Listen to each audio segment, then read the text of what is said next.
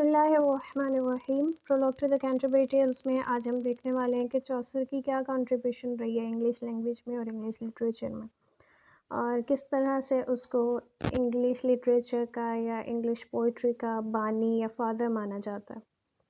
तो आज के टॉपिक में हम जो पॉइंट्स डिस्कस करने वाले हैं वो देख लेते हैं। चौसर ने सबसे पहले इंग्लिश लैंग्वेज को यूज़ किया था लिटरेरी पर्पस के लिए। बोलने के लिए तो लैंग्वेज यूज़ की जाती थी, लेकिन लिटरेरी पर्पस के लिए इसने सबसे पहले यूज़ किया था। चौसर ने रिटन पोइट्री में नए टेक्निक्स और मेथड्स को इंट्रोड्यूस करवाया था, और अपने टाइम के जो पोइट्स हैं उनके तरह उसने जो है सुपर नेचुरल कैरेक्टर्स नहीं हमें दिखाए, बल्कि उसने कैरेक्टर्स जो हैं वो रियल लाइफ से लिए। सिंप्लिसिटी है और नेचुरलनेस है इसकी राइटिंग्स में, जो इसको दूसरों से डिफरेंट बनाती है और अपने तर्ज का एक पहला पोइट बनाती है। चौसर ने फ्रेंच राइटर से, इटालियन राइटर से भी बोरो किया है और उनको इंग्लिश का लिटरेरी ट्रेडिशन बना दिया, इंग्लिश में इंट्रोड्यूस करवा दिया उन चीज़ों को, यानी कि दूसरे से सीख के उसने वो इंग्लिश में अप्लाई किया। ह्यूमर जो है इसने फ़र्स्ट टाइम यूज़ किया और इसको ये मॉडर्न पोइट्स में शुमार करवा देता है इसका ह्यूमर। और चौसर जो है ड्रामा बनने से भी पहले एक ड्रामाटिस्ट रह चुका है, और इसका जो साइकोलॉजिकल ट्रीटमेंट था, इन डेप्थ स्टडी कैरेक्टर्स की, वो इसको ग्रेटेस्ट पोइट्स में से एक बनाता है। और इसकी जो कैंटरबरी टेल्स है वो कहीं ना कहीं नॉवेल्स की भी एक शक्ल है। तो ये सारी चीज़ें आज के टॉपिक में हम देखने वाले हैं। स्टार्ट करते हैं। चौसर की जो ज़बरदस्त कंट्रीब्यूशन रही है इंग्लिश लैंग्वेज में कि ये वो पहला बंदा है जिसने इंग्लिश लैंग्वेज को लिटरेरी पर्पस के लिए यूज़ किया था। अब मैं आपको थोड़ा सा बैकग्राउंड बता देती हूँ। मिडीवल टाइम में उस वक़्त जो है फ्रेंच लैंग्वेज जो है वो दरबारी लैंग्वेज थी, क्योंकि उस वक़्त जो है वहाँ पर फ्रांस की हुकूमत थी। ठीक है, फ्रांस के लोगों ने वहाँ पर अपना जो है कब्ज़ा कर लिया था, और जो हुक्मरान थे वो फ्रांस के थे। तो फ्रेंच लैंग्वेज गवर्नमेंट की लैंग्वेज थी, और फ्रेंच लैंग्वेज, इटालियन लैंग्वेज या लैटिन लैंग्वेज बोली जाती थी। लैटिन जो थी वो क्लर्जी ज़्यादातर बोलते थे, यानी कि चर्च की जो लैंग्वेज थी, जो रिलीजियस लैंग्वेज थी वो थी लैटिन, और जो दरबारी लैंग्वेज थी वो थी फ्रेंच। और इंग्लिश को उस टाइम पर वो दर्जा हासिल था जिस तरह आज हमारे पाकिस्तान में सराइकी, पश्तो या पंजाबी वगैरह को हम बड़ी अनएजुकेटेड या बैकवर्ड लैंग्वेज समझते हैं। बिल्कुल उसी तरह से उस टाइम पर इंग्लिश बिल्कुल बैकग्राउंड में चली गई थी और उसको कोई अहमियत हासिल नहीं थी। तो उस टाइम पर इंग्लिश में लिखना इसी तरह था कि जैसे आज कोई सराइकी में या पश्तो में या पंजाबी में कुछ लिखे, तो जिस तरह लोग जिस निगाह से उसको देखेंगे, बिल्कुल वही उस टाइम पे कंडीशन थी कि जो कोई इंग्लिश में लिखता। तो उस कंडीशन में भी जब लोग फ्रेंच में लिख रहे थे, लैटिन में लिख रहे थे, इटालियन में लिख रहे थे, और इसको इसमें लिखना बड़ा वो समझते थे कि हमने बहुत बड़ा कारनामा कर लिया। जिस तरह आज अगर कोई इंग्लिश में लिख ले तो वाह वाह हो जाएगी, उस टाइम पर उसने इंग्लिश लैंग्वेज को यूज़ किया था और उसमें लिखा था। तो लिटरेरी पर्पस के लिए इंग्लिश को यूज़ करने वाला ये पहला बंदा है। और इंग्लिश में लिखने से पहले वो फ्रेंच में भी लिखता रहा है, इटालियन में भी लिखता रहा है। उसकी लाइफ के एक्चुअली 3 फेजेस रहे हैं। पहले फेज़ में उसने फ्रेंच में लिखा है, फिर उसने इटालियन में लिखा है, और लास्ट फेज़ में उसने इंग्लिश में लिखा है। तो इंग्लिश उस टाइम पर जो है सिर्फ वर्किंग क्लास की लैंग्वेज थी, यानी कि आम जो तबका, जिस तरह आप बाज़ारों में जाए ना, तो आम जो मज़दूर तबका है, छोटे लेवल का तबका, आपको वो अपनी जो है टिपिकल बोलियों बोलते हुए आपको सुनाई देंगे, पंजाबी, सराइकी, पश्तो, इस तरह से। और जो थोड़ा सा मतलब पढ़ा लिखा तबका होगा वो उर्दू बोलना प्रेफर करेगा, जो थोड़ा उससे भी आगे होगा वो अपनी जो है इंग्लिश को भी बीच में यूज़ करेगा। तो बिल्कुल आप इसी को ज़हन में रख के उस टाइम के बैकग्राउंड को समझिए कि उस टाइम पर जो है इंग्लिश लैंग्वेज सिर्फ वर्किंग क्लास बोलती थी, बिल्कुल लोअर क्लास बोलती होती थी। बाकी जो है फ्रेंच और इटालियन पर लोगों का ज़्यादा ज़ोर था। तो फ्रेंच जो है वो कोर्ट में यूज़ की जाती थी, और लैटिन जो है इक्लीसियास्टिकल कैरेक्टर्स जो थे उस टाइम के, यानी कि चर्च के जो लोग थे इक्लीसियास्टिक्स, उनके थ्रू लैटिन बोली जाती थी। मैं आपको बता चुकी हूँ। तो जो है रिस्पेक्टेबल दिखने के लिए लोग क्या करते थे, ट्राई करते थे फ्रेंच बोलने की, जैसे आज हम इंग्लिश बोलने की ट्राई कर रहे होते हैं। तो ये चीज़ हमें नज़र भी आती है कि जो प्रायरस है जो चौसर की, वो कितना पेन ले रही होती है कि वो कोर्टली मैनर्स को अपनाए, और वो स्पोकन लैंग्वेज में जो है फ्रेंच है उस पर वो ज़्यादा फोकस कर रही होती है।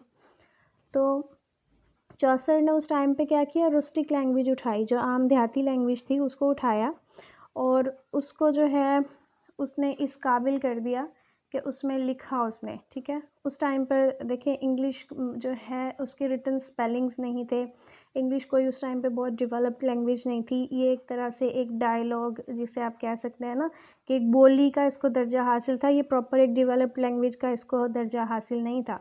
तो इसमें बहुत सारे जो वर्ड्स हैं वो चौसर ने दूसरी लैंग्वेजेस से बोरो किए, उसके अलावा इसका जो रिटन पैटर्न था वो कोई पूरा डिफाइंड नहीं था। तो इसलिए अभी जब हम चौसर के स्पेलिंग्स वगैरह देखते हैं तो हमें पढ़ने में काफ़ी मुश्किल आती है, क्योंकि उस टाइम पर कोई प्रॉपर सिस्टम नहीं था स्पेलिंग्स का, तो उसने खुद से उस टाइम पर स्पेलिंग किए और वो चीज़ जिस तरह से उसने लिखी, तो ये बहुत बड़ा अपने तर्ज का कारनामा रहा है उस टाइम पे।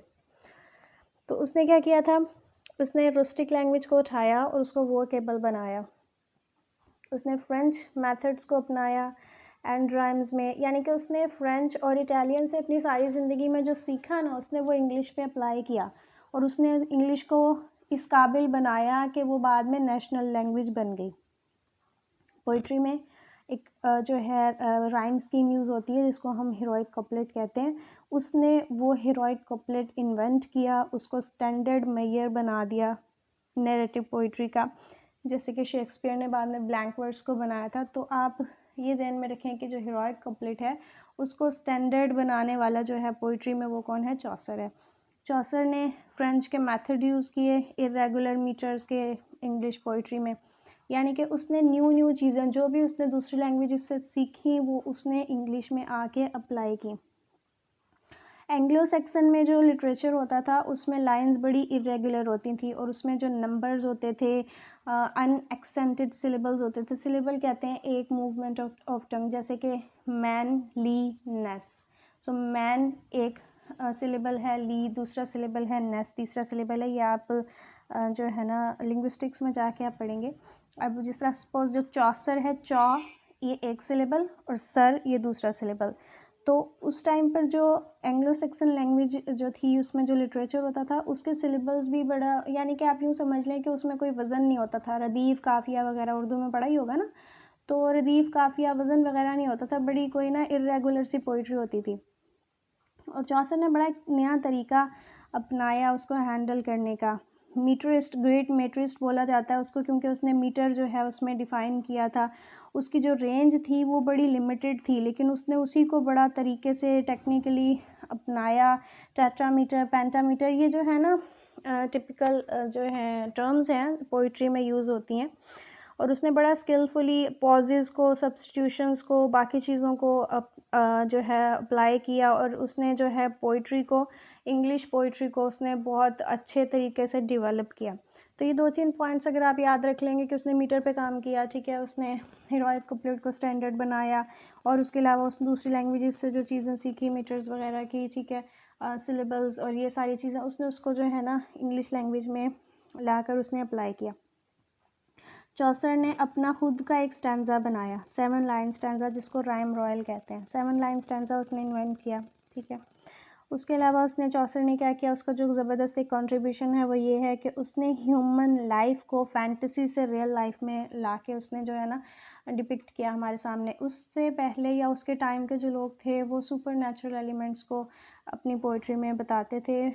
मैं वीडियो अपलोड कर चुकी हूँ मेडिवल टाइम का जो पोइट्री थी, तो उसमें हमने देखा था कि बेओवुल्फ या और इस तरह के जो भी मतलब सुपर नेचुरल कैरेक्टर्स हैं वो जो है बड़ी कोई अजीब किस्म की जंगें लड़ रहे हैं, और यानी कि रियल ह्यूमन लाइफ हमें वहाँ पर नज़र नहीं आती। तो चौसर ने क्या किया, सुपर नेचुरल बींग्स को हटा के उसने रियल लाइफ को, रियल लोगों को ग्रेट ऑनर के साथ अपने पोइट्री में उसने डिपिक्ट किया, और ये इंग्लिश लैंग्वेज में अपने टाइम पे सबसे पहली बार ये हुआ था। उसका जो थीम था वो मिडीवल टाइम के जो थीम्स हैं एपिक लिटरेचर वगैरह के उससे बड़ा डिफ़र करता था, क्योंकि मैं आपको बता चुकी हूँ उस टाइम पे हीरोइक थीम्स होते थे, हीरोइक कैरेक्टर्स होते थे।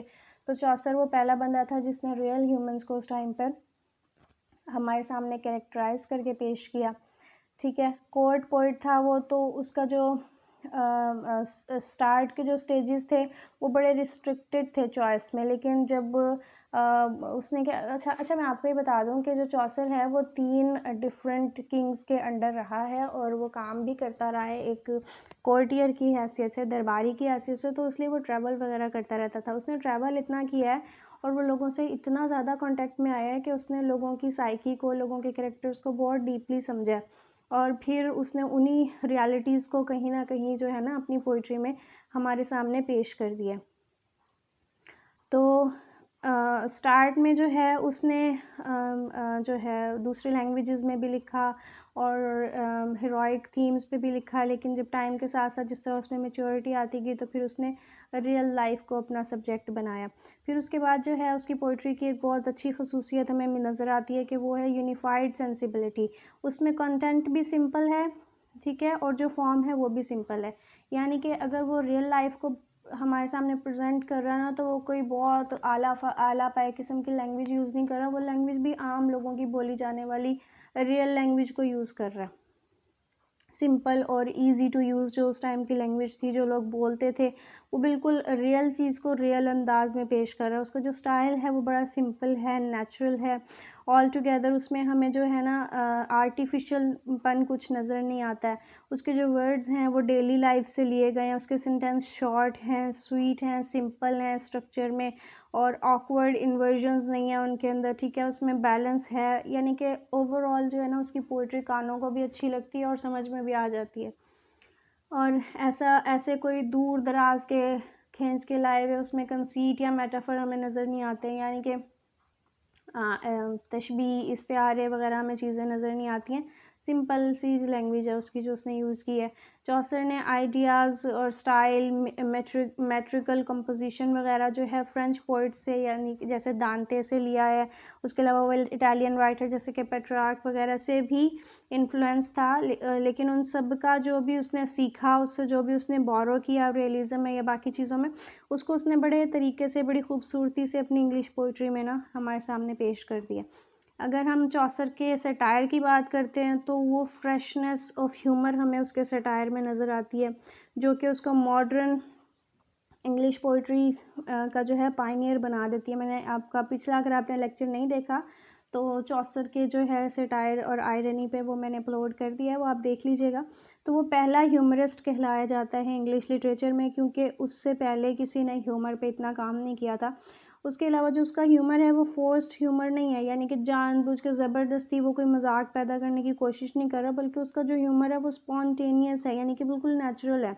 और लोगों की जो नेचुरल वीकनेसेस हैं, जो उनका नेचुरल अंदाज़ है, वही वो हमारे सामने पेश करता है। उनका नेचुरल चीज़ों को ही, आम छोटी छोटी चीज़ों को वो इतने खूबसूरत और हंसी वाले अंदाज में हमारे सामने पेश करता है कि हमें मज़ा आता है पढ़ के, हमें हंसी आती है, ठीक है। उस टाइम पे क्या होता था कि जो उस टाइम के ज़्यादातर पोइट्स थे ना, उन्होंने प्रीचर्स का काम किया, उन्होंने चर्च की, जिस तरह मैं आपको थोड़ा सा बैकग्राउंड दे चुकी हूँ कि उस टाइम पे चर्च में बहुत ज़्यादा करप्शन आई हुई थी और भी कहीं ना कहीं जो भी चीज़ें ख़राब थी, तो उस टाइम के पोइट्स क्या करते थे, वो प्रीचर्स का रोल प्ले करते होते थे, तो वो प्रीच करने पे उनका ध्यान ज़्यादा होता था। लेकिन चौसर में हमें प्रीचर वाली खसूसियत नज़र नहीं आती है, बल्कि वो जो है ना एक ह्यूमरिस्ट के तौर पे हमें जब सिर्फ लोगों की पर्सनालिटीज़ हमारे सामने रख देता है, वो रिमार्क भी नहीं देता कि ये बंदा अच्छा है या बुरा है, वो बस हमारे सामने रख देता है, वो फ़ैसला भी हम पे छोड़ देता है।